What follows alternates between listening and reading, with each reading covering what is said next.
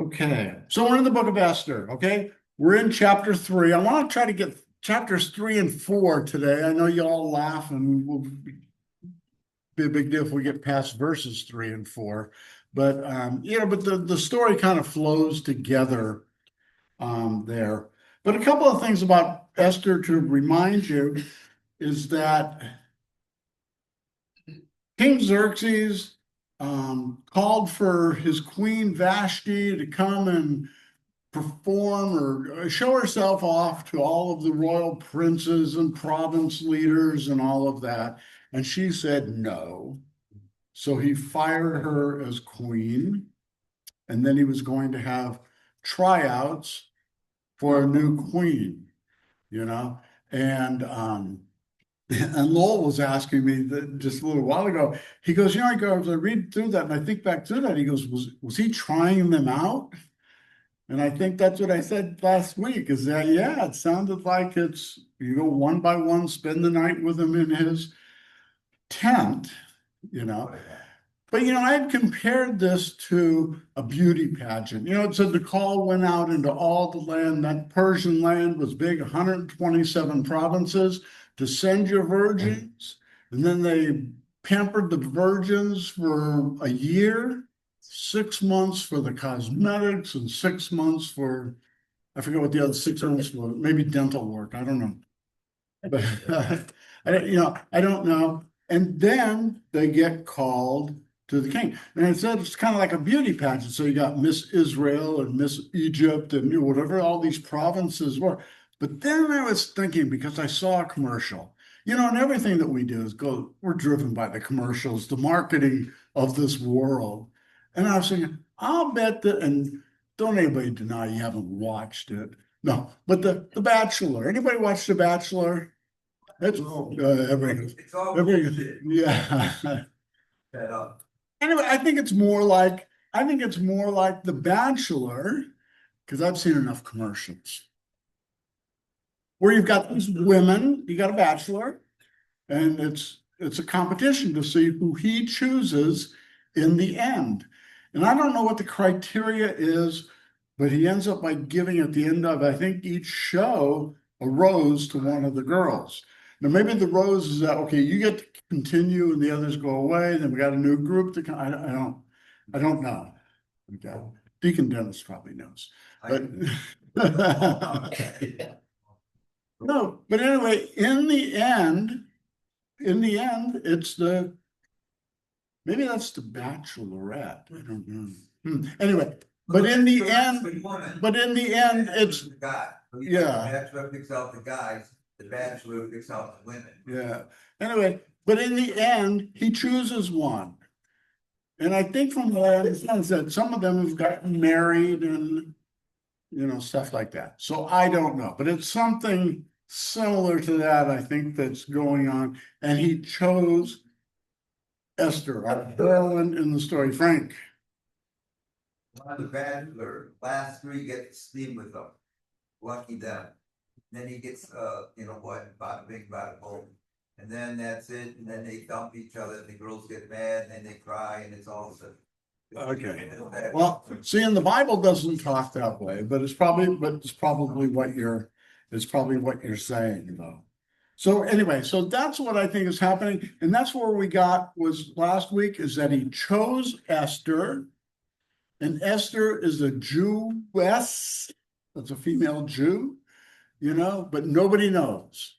Because they don't know. And if you've been here the last couple of weeks, I've had the map up there that shows the big province, how big it is. And that I said that after the Babylonian captivity, after they were taken into captivity in Babylon for the 70 years, and they were told they could go home, they could rebuild their temple, rebuild their walls, a whole bunch of them didn't go. The majority did not go home. They'd lived 70 years in Babylon. They were comfortable.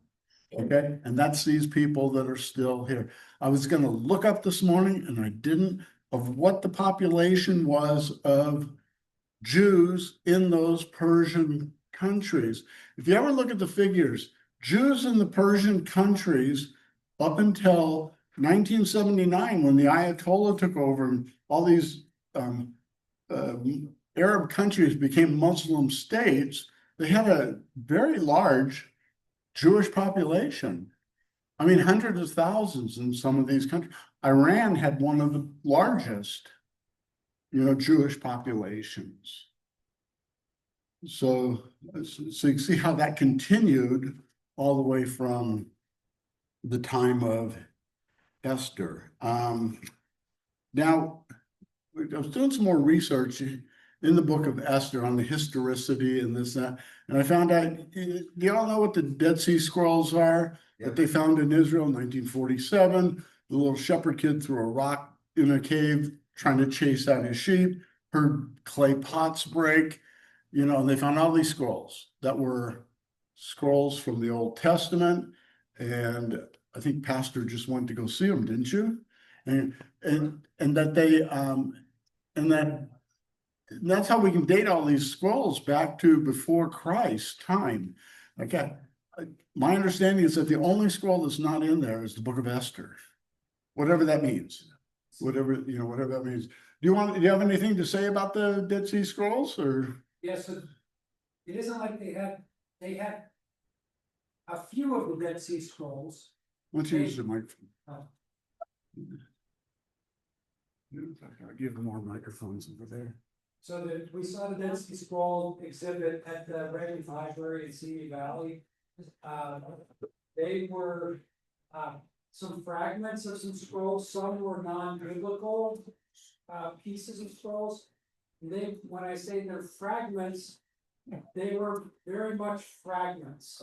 Some maybe little pieces like this big. There was a lot of like other stuff there on display, like pottery and what they would have used back then, and things, artifacts. A little bit of the Dead Sea Scrolls, though, some from the Psalms, but it was, in some ways, it was disappointing. We expected to see more of the scrolls, and then, so Joey and I were through about the whole thing. It goes like 2 floors, and we're like almost done with the lower level. We did the upper level first, and it's like, where's the Dead Sea Scrolls? There's a lot of pottery, there's tapestries, there's stuff. Was it replicas? Wasn't the real Dead Sea Scrolls, was it? I think they had some of them that they probably were why they weren't the main, like I say, or something. Right. So they were pieces and some from extra biblical books and writings of God. Some pictures. Yeah. The idea is that what happened is that people wanted to preserve their writings. We always think that, Old Testament people or people back at the time of Christ are country bumpkins, and they're not. I mean, they know what they're doing, and they want to protect their libraries, protect their writings and all that. So anyway, so the last part of review is that Mordecai, listen up, Mordecai saw overheard people wanting to overthrow King Xerxes, and he told Esther, who told the king, and then those people were hanged, and that'll come back up in chapter 6. So as we go to chapter 3 of the book of Esther, okay? Oh, they moved. What are you guys moving on me, huh? Oh. They must be the cool group back there. Anyway, so look, let's read on in chapter 3. It says, after these events, King Ahasuerus promoted Haman, the son of Hammedatha the Agite, and advanced him and established his authority over all the princes who were with him. So here comes the bad guy. This is like all good stories. You got to have a villain, and this is, this is Haman. Okay. And, excuse me. It's, it says that he's the, what did it say? He's the son of a guy who is called the Agite. Um, and so that throws everybody into who this guy was, and what he was, what his position was. Yeah.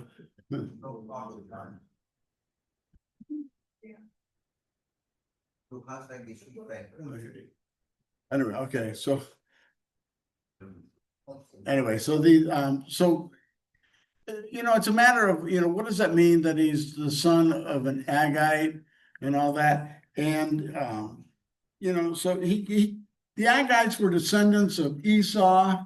Esau was an enemy of his brother Jacob, so it could be he had this animosity. I doubt it. I mean, I just think that it's a thing. If you want to know more, Ray knows everything about Haman. Like, he'll send you 15 pages. Yeah. No, seriously, he did a whole thing on it. I don't think that it matters, much. All it is that this guy Haman attained a high position. Okay, and not only a high position, but a powerful position. So, and it says that he had, and that he advanced and established his authority over all the princes who were with him. You got to remember, Xerxes had called this big gathering, this big party of all the princes and nobles and all that of the 120 provinces. And now Haman is going to be, the chief guy. So it says, and all the king's servants who were at the king's gate bowed down and paid homage to Haman, for so the king had commanded concerning him. But Mordecai, remember Mordecai, he's what do we say? It's Esther's cousin who raised her, and he sits in the gate of the palace, which means he has some position, there. He won't bow down to Haman. Everybody's bowing down to Haman, but Mordecai won't. And let's see. So Haman neither bowed down nor paid him homage. Then the king's servants who were at the king's gate said to Mordecai, "Why are you transgressing the king's command?" Now it was when they had spoken daily to him that he would not listen to them, and they told Haman to see whether Mordecai's reason would stand, for he had told them that he was a Jew. Okay, see, this has all been a secret up till then. But comes a point where we all have to say the reason that we won't bow down to someone else. You can try to keep it a secret for whatever reason. I know that people live under very poor, persecuted, situations and stuff like that, but it comes a time where you have to say no more, and as a faithful Jew, Mordecai couldn't. And it's just, I can't.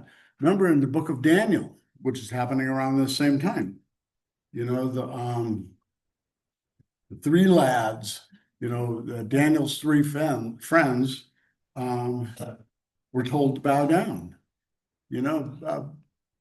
Just tell your loyalty, or expose your loyalty to the king and all that, and they wouldn't. And they said they wouldn't, and they stood. And what did it get them? Got them thrown in the pit of fire, in the furnace, which God saved them from. So this is what we see with Mordecai, what he's doing. So, but when Haman saw that Mordecai neither bowed down nor paid homage to him, Haman was filled with rage. Now, this is going to run throughout the whole story. He's filled with rage. Everything he does from this point on is because he's filled with rage at Mordecai. Okay, he's going to take it out on the Jewish population, but it's all because of Mordecai. And it said, what did it say after? It said, but he disdained to lay hands on Mordecai alone, for they had told him who the people of Mordecai were. Therefore, Haman sought to destroy all the Jews, the people of Mordecai who were throughout the whole kingdom. Yeah. See, here's the thing. He's afraid this was the whole Queen Vashti thing. She was disobedient to her husband, and so they had to get rid of her and make an example of her. Otherwise, all the women of the land would be disobedient to her husbands. We can't have that, right, guys?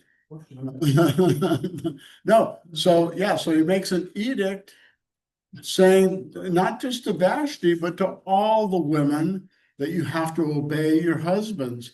And this is what's happening with Haman. If he takes Haman and throws Haman in jail, not Haman, if he takes Mordecai and throws Mordecai in jail, all the other Jews won't bow to him either, and just in defiance. So this is what keeps happening, is that he has to work with, big groups of people.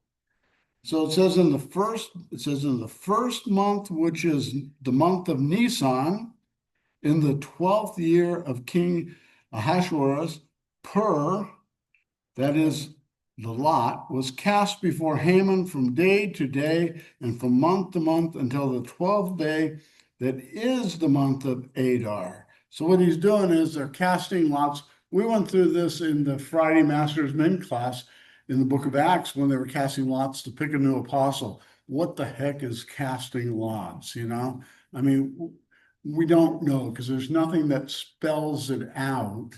It's just a way to find, I guess, in those who believe in God, I guess even those who don't believe in God but believe in gods, you're trying to figure out a way to divine what the will of God is. So they're trying to figure out what day to get rid of all the Jews.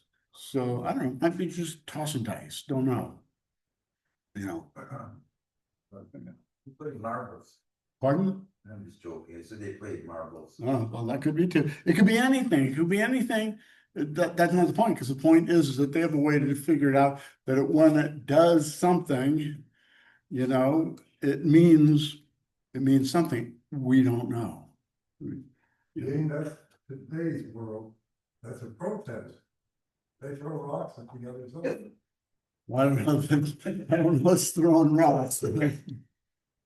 Anyway, so now listen, watch this, because I think I asked this question a couple of weeks ago. I said, we have to watch out for how much time passes as we go along, because we just read chapter after chapter, and it's like one thing happens right after the other. Because I think the question I'd asked was, how long did it take them to get the word out all over that large kingdom to say, send your virgins? Because it's not like you just text. Well, that's modern day. It's not like you telegraph. Wait, that's not either. You have to go there to say, yeah, to do the hear ye. The king says, the king says this. Well, just in this one little, what is it, verse 7? Says in the first month, which is the month of Nisan, in the 12th year of Ahasuerus, and then it says they were doing the thing. That's 4 years after Esther became queen. If you go back and read what months, what days, that all that was happening. See, so all of a sudden you've got 4 years that have passed. Because nothing significant has probably happened. Because even though Esther is queen, she's still probably just like the head lady in the harem. It's not like she sits thrown next to him, helps him make decisions, off with his head. Oh no, Xerxes, not him, I like him. She's probably off doing her own thing. Remember, it said when he was throwing his party, his dinner, she was having one for her ladies, Vashti. So it's 4 years. She's been queen. Mordecai's been sitting in the gate, doing what he does. Nobody still knows that they're Jews. They're just living kind of happy in the land, and until Mordecai spoils it all by not bowing down when he's supposed to. Yeah. So anyway, so it's 4 years. In verse 8 it says, Then Haman said to King Ahasuerus, There is a certain people scattered and dispersed among the peoples in all the provinces of your kingdom, and their laws are different from those of all other people, and they do not observe the king's laws, so it is not in the king's interest to let them remain. This is what Haman wants to do to get the king to okay. I think it's funny. He doesn't even say who the people are because it's going to say, if it is pleasing, in verse 9, if it is pleasing to the king, let it be decreed that they be destroyed, and I will pay 10,000 talents of silver into the hands of those who carry on the king's business to put into the king's treasure. In other words, he's offering a bribe. Then the king took his signet ring from his hand and gave it to Haman, the son of Hammedatha, the Agite, the enemy of the Jews. But he never identifies them as the Jews. He just says there's a people out there. Well, there's probably a whole bunch of different people groups because they got conquered as the Persians were, expanding. And here it sounds like, I don't know, because, we got a history here, that covers a lot of history just in a few paragraphs. But it sounds like Ahasuerus doesn't care who it is. Hey, they're doing things different than us, off with their heads. I mean, that type of thing. He doesn't, he's never told. At least it doesn't say here. Well, and also too, he may, because the king now knows that his wife is a Jew. He doesn't. Well, no, because when Mordecai would not bow down, didn't Oh. that expose her? Well, when he wouldn't, well, you have to go back into the timing. Maybe just then he finds out, but it could be that that's happening out there. That Ahasuerus doesn't know anything about what's happening, over there. If something like this happened, even if it happened in Washington, D.C., and it was a big deal, doesn't mean that the president in the White House knows. Some of his advisors may know, the local police may know.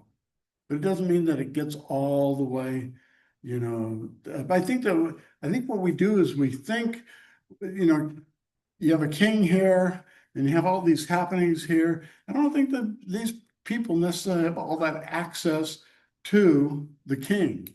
Haman does because he was just appointed to be the head guy. I don't I know. was thinking if he knew Yeah.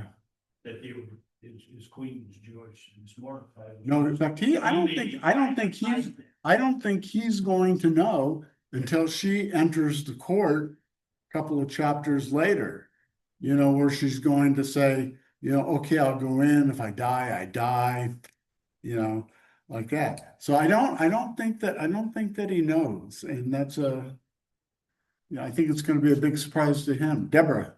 Yeah, and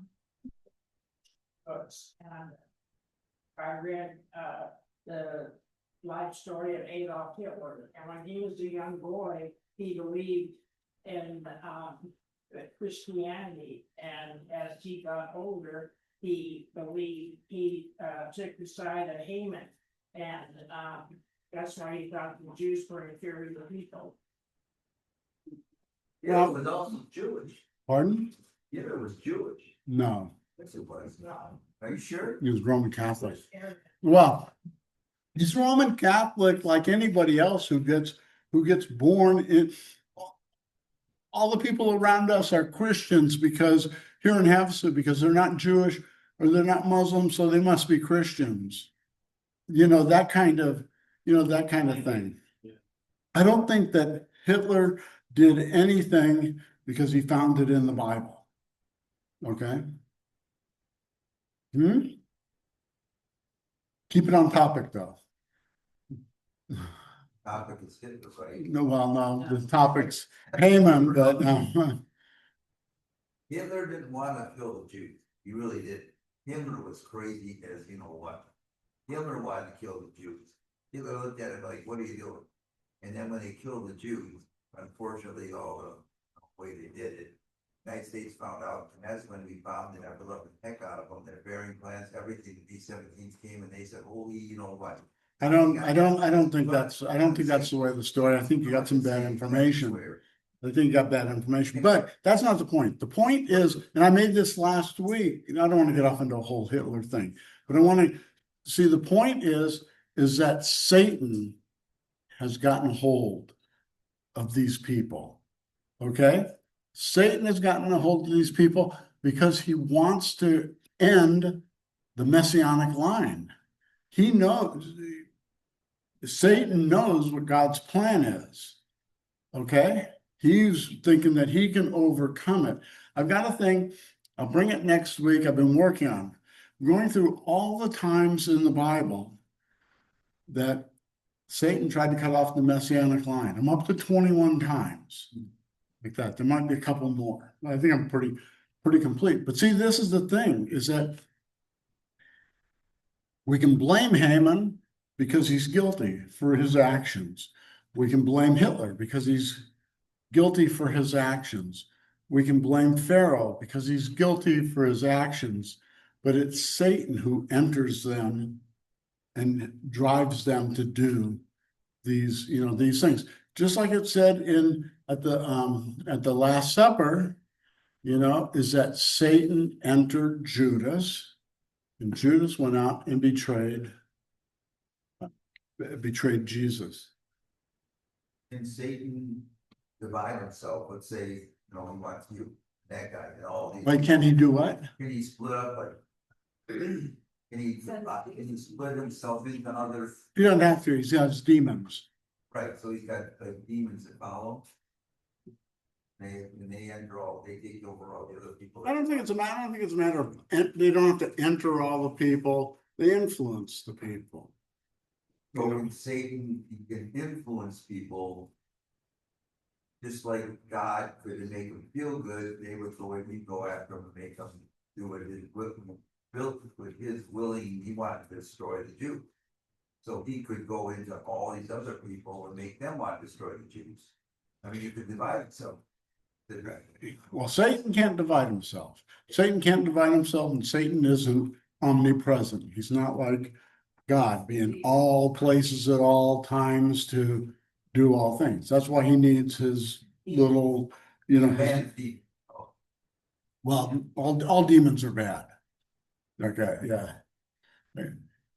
Yeah, that's another thing. It's kind of off topic, but that's another thing. It's not like, it's God, the old cartoon, the angel on one shoulder and the demon on the other. It's not like that. And that's not what the battle between God and Satan is. It's not like Satan has an equal chance with God, and they're arm wrestling, and it's not, well, sometimes God wins, sometimes Satan wins. God's in control all the time, but he lets history act itself out. So were you gonna say something, Ray?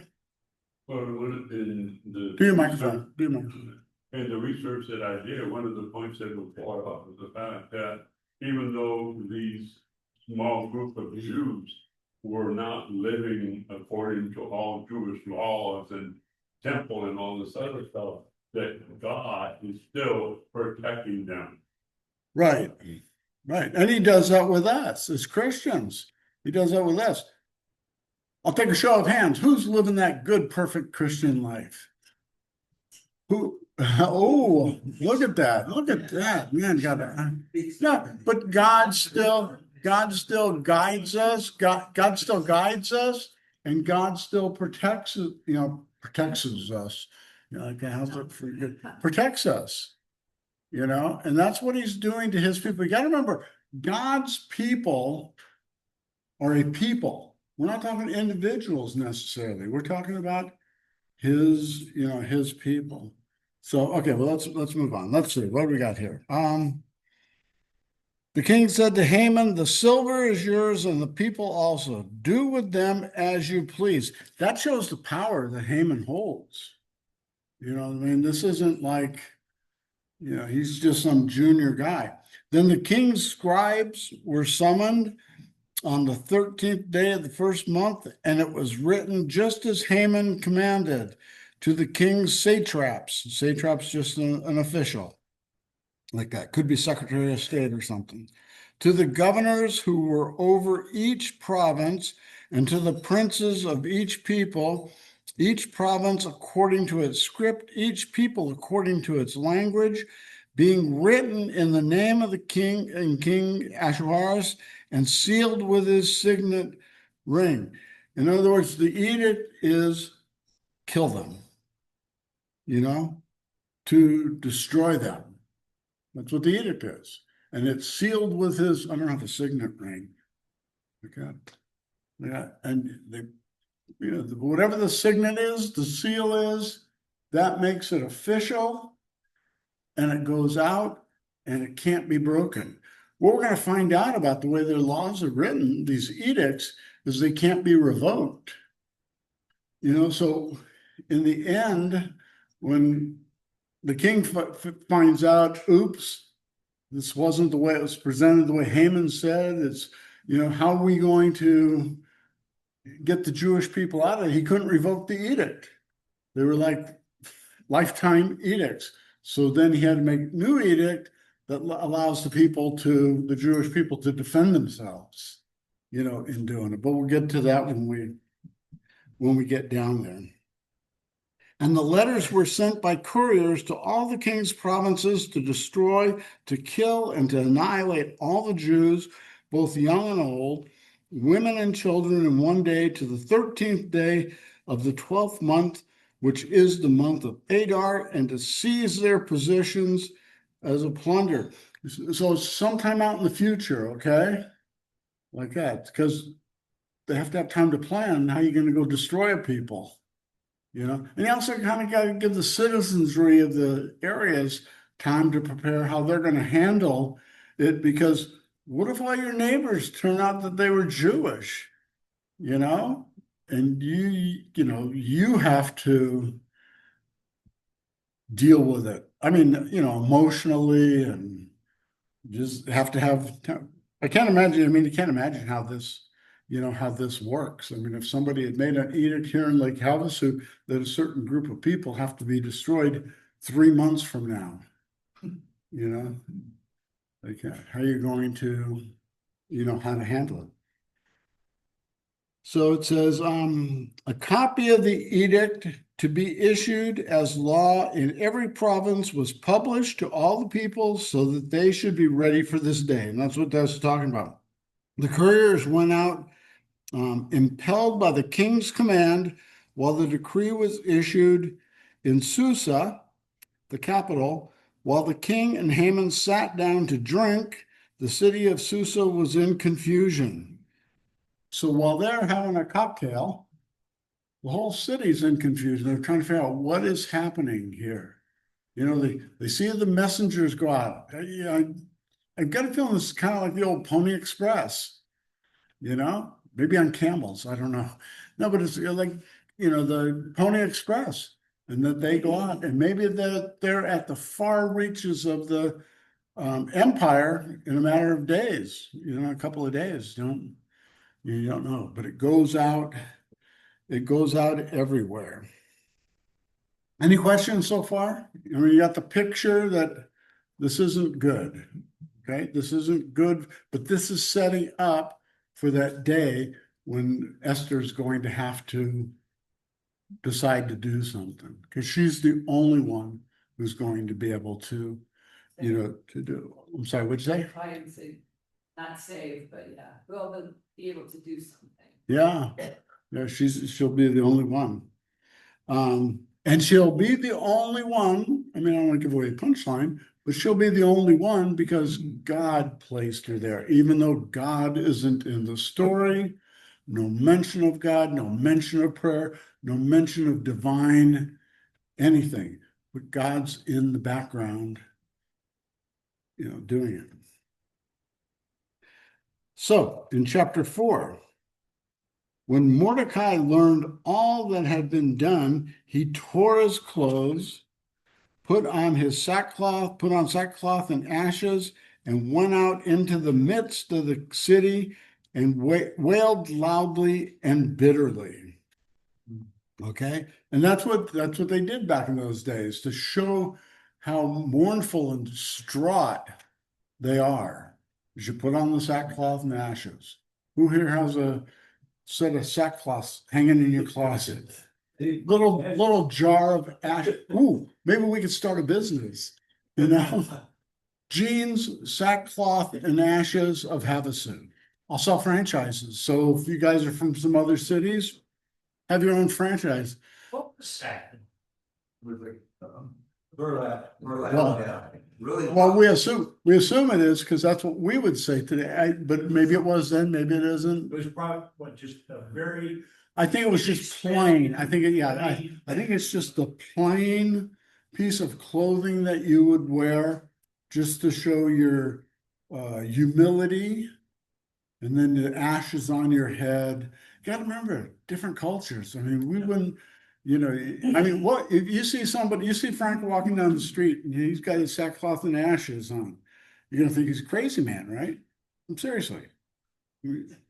Well, we don't have to see the sackcloth. No, no. But you see somebody walking down, especially if you got the sign, the end is near, you know? But you would think, okay, but back then, it seems like it was common because we see it several times in the scriptures where the people put on the sackcloth and ashes. I said this, in the book of Jonah, when Jonah goes to Nineveh and preaches doom to them. And pardon? Well, Job does it too. But and then when Jonah leaves, like that, and then the people of Nineveh, start thinking about it, even though they have no thoughts of God, they don't even believe Jonah. They go, what if he's right? No, seriously, they go, what if he's right? 8 days, God's going to destroy us. So they put on sackcloth and ashes. These aren't necessarily Bible people. They put on sackcloth and ashes, and they put sackcloth and ashes on their animals, on their herds to protect them just in case, so you go home, do Google, do Professor Google. What is that? Yeah. Wait, Dennis. The cheapest and most easily made material, like we use for barley. Yeah. Barley was the cheap wine, the cheap beer, the burlap and sacks. We had like a piece here, a piece that they tied together up here on the shoulders, and that was your sackcloth. Well, think about it. When they cast lots for Jesus's clothing, he wore a simple robe thing, but that wasn't even sack. That was probably, obviously it was something of some value, probably not much, but but I mean, so imagine sackcloth has to be lesser than that. Yeah. Oh, Frank. you talked about opening a jean sackcloth company? Sackcloth and ashes of Havasu. Yeah. Could you open a Burger King first? Wait a minute, we already closed one. That's No, old. but we need why did they close? Nobody wanted to. Why not? Well, I don't know. This isn't a Burger King. If you bought that Burger King as a church and ran it, you'd make so much money. Okay. Anyway, okay, let's move on. So, were you gonna ask something else, Ray? My wife was looking up, sackcloth was made from black goat's hair, Awesome. From black goat's hair?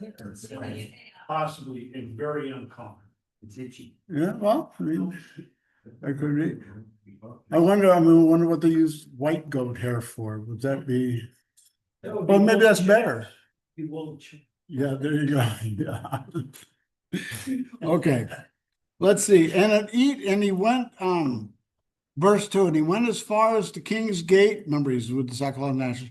And for no one was to enter the king's gate clothed in sackcloth. So you couldn't go into King's Gate with sackcloth because King probably I don't want to hear people's problems.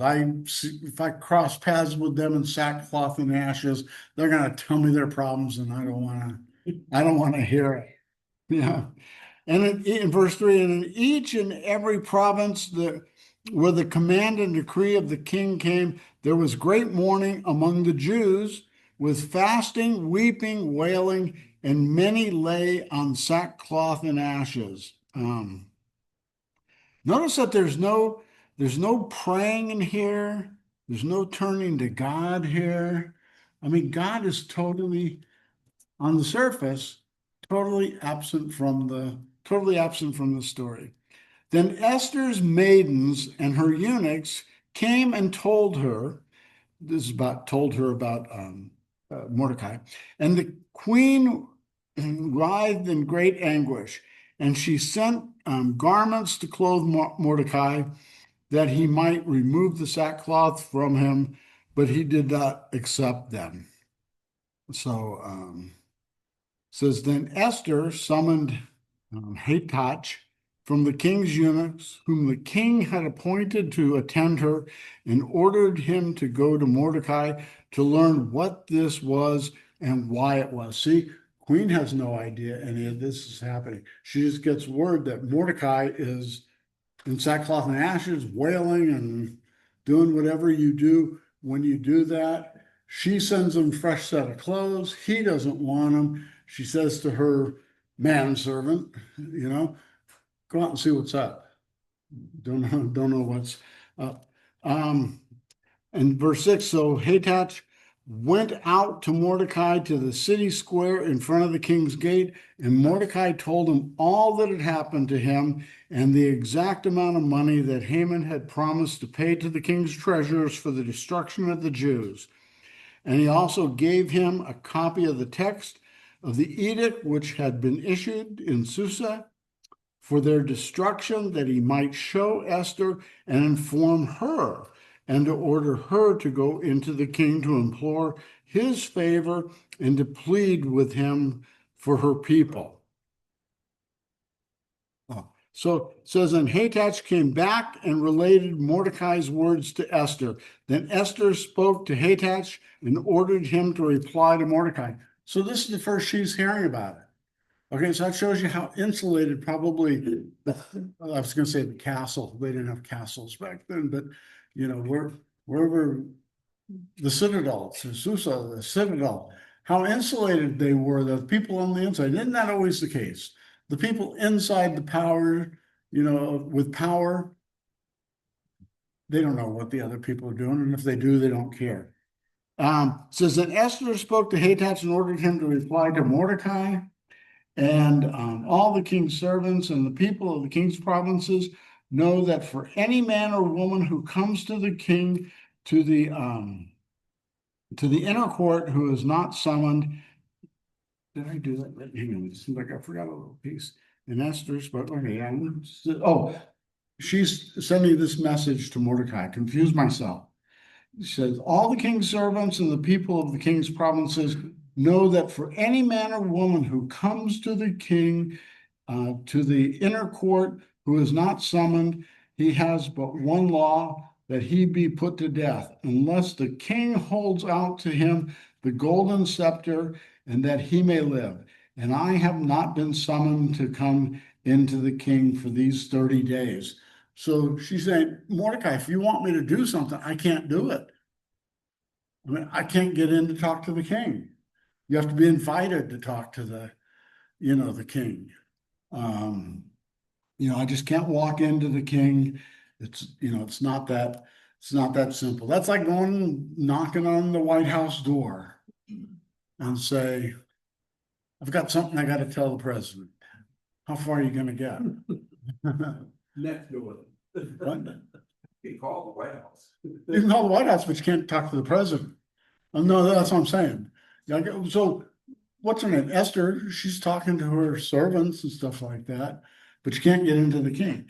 And they related Esther's words to Mordecai.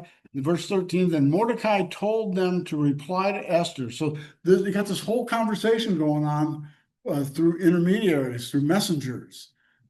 Again, you can't text, hey, Esther, hey, and then beep here. Okay, here's Esther's message. They have to go through. And then Mordecai told them to reply to Esther, do not imagine that you in the king's palace can escape any more than all the Jews. He's saying, just because you're in the palace doesn't mean you're going to escape whatever's going to come from all this. Because when he finds out you're a Jew, you come up, see, because he already made the edict that all the Jews, and she would be part of all the Jews. So he's saying you can't escape. For if you remain silent at this time, relief and deliverance will arise for the Jews from another place, and you and your father's house will perish. And who knows whether you have not attained royalty for such a time as this.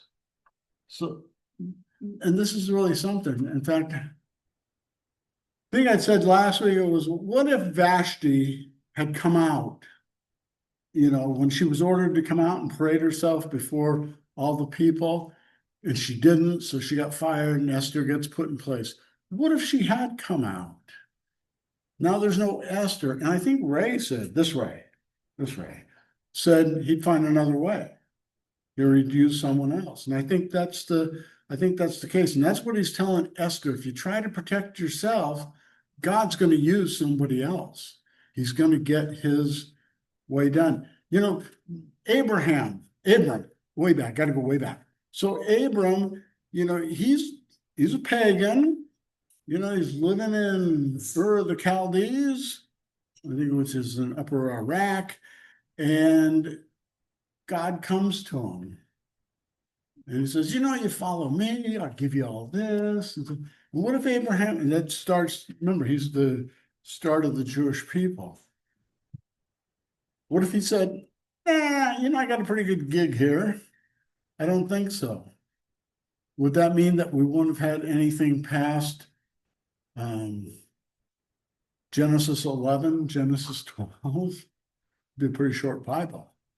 He would have gone to the next guy. I mean, I don't know how readily available the next guy is, but he would have probably gone to the next guy. God's will is going to be done. And that's what Mordecai is telling, what he's telling Esther. That's what's so important about, I think this should, except for we need Bible books named after women, it could easily be the book of Mordecai, because I think he's the real, you know, hero in this. So he's the one doing the thinking. Pardon? God's. Well, you know, okay, if you want to include God. But he says, and who knows whether you have not attained royalty? We'll end with this because we're in it. And who knows whether you have not attained royalty for such a time as this? Who knows the place where your life is? This goes for all of us. How do any of us know that whatever situation we're in, where we can choose to do the godly thing, and that this isn't even necessarily between godly things, ungodly things, but to do the right thing versus ignoring the right thing in any of our lives? How do we know that we aren't put here by God for this moment when we confront this situation? It's our turn to speak up, even if it's to offer the gospel to somebody else. How do we know that's not our time? And whether we let it go, you know, we don't know. Maybe we're given 100 times to let it go, and then we eventually get to it another time, because obviously God doesn't toast us in our shoes, you know, for not doing it. But it's something to keep in the back of our minds, is how do we know that we weren't for this time? Frank? Would you want to know the day you're gonna die? Pardon? Question is, do you want to know the day you're gonna die? Would you want? Probably not. Nobody. Yeah. Anyway, so we'll pick up, we'll pick up there, because then it's going to be, Esther's going to take 1 minute. Let's just read through it. It's just like 4 verses here, three verses. Then Esther told them to reply to Mordecai. So she's got this. I wonder, you don't know, does she sit and ponder it? You know, what's he actually saying? What's my actual responsibility? Hey, I got life pretty good here now. You know, what's going to happen if I, you know, do this? Go assemble. So this is the message back to Mordecai. Go assemble all the Jews who are found in Susa and fast for me. Do not eat or drink for 3 days or 3 nights, and I My maidens also will fast in the same way, and thus I will go into the king into the king, which is not according to the law, and if I perish, I perish. Pretty good commitment, you know? I mean, that's good commitment.